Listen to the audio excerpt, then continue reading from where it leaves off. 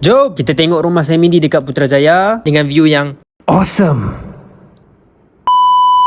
Inilah dia 2.5 story Semidi dengan view Tasik. Daripada depan rumah ni pun dah nampak Tasik kat belakang tu. Ui, santai babe. Layout rumah ni jenis satu tingkat kat atas dan satu tingkat dekat bawah. Bestnya rumah ni adalah ada view Tasik. Depan dia pun dekat dengan jalan Kalesat. Tengoklah betapa luasnya depan rumah ni.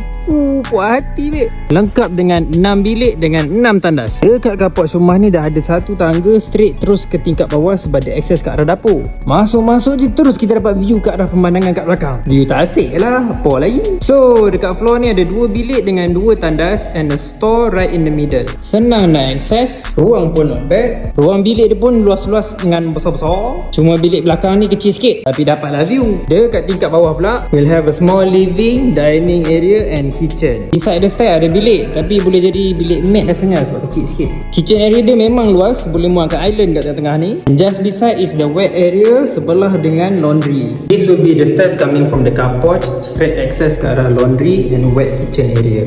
Dekat lower ground ni pun ada satu bilik, tandas berasingan, tapi untuk bilik ni bolehlah buat satu pintu kat sini. And this will be your back area. Quite spacious, ada banyak jugalah ruang untuk play around. This is how the side garden looks from this level. Kat belakang ni pun you guys boleh nampak jogging track yang boleh access from belah sana. And this lake view yang boleh nampak juga Masjid Putra.